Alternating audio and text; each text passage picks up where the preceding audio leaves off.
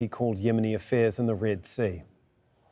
The American enemy shall bear the consequences of this crime.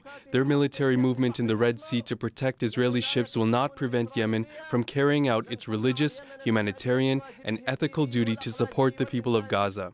We call upon all countries not to follow this dangerous path of the U.S., the consequences of which will touch everyone. On another note, with the grace of God, our Yemeni forces were successful in performing an operation in targeting a container ship that was heading to Israel as a consequence of the crew not responding to our warning. Okay, for more on this, let's cross to Rasul Sadar, who joins us from Djibouti. And as we've heard, tension really is rising. Can you just tell us about the latest escalations?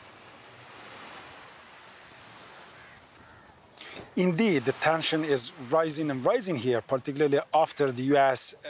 Killed 10 members of Houthis in the Red Sea. This was the first time since the beginning of the escalation in the Red Sea we have seen killings. And right after that, Houthi statement says that the U.S.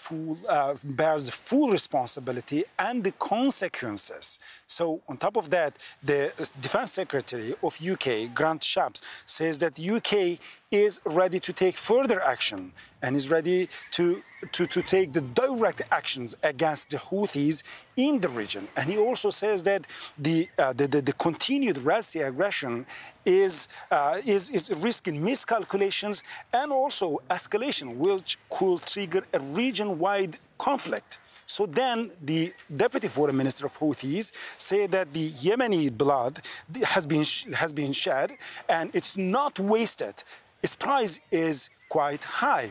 So now, more and more, we're seeing a threat language is dominating the situation here, and more militarization is taking place. So there are now the concerns that as there are no almost diplomatic talks, what will be the way out of this crisis?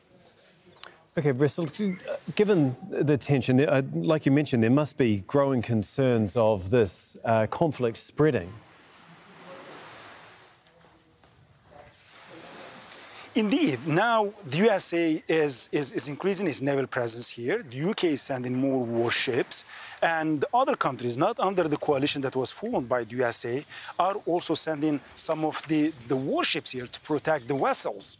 So there's a huge militarization here. On the other side, Houthis saying that they are going to retaliate and they're not going to stop attacking the vessels that are linked to Israel until Israel stops killing in Gaza. So it seems to be like a deadlock here.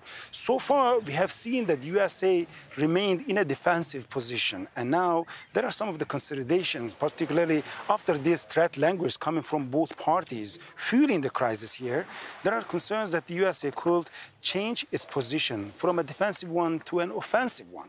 And if that happens, so the concerns here is that it's going to be a wider region. And people here, particularly the authorities in these regional countries around this part of the world, they're saying that if the US or the UK start to target Houthis not only in Yemen, but not only in Red Sea, but in Yemen as well, that could trigger a full-fledged war that could ravage the region.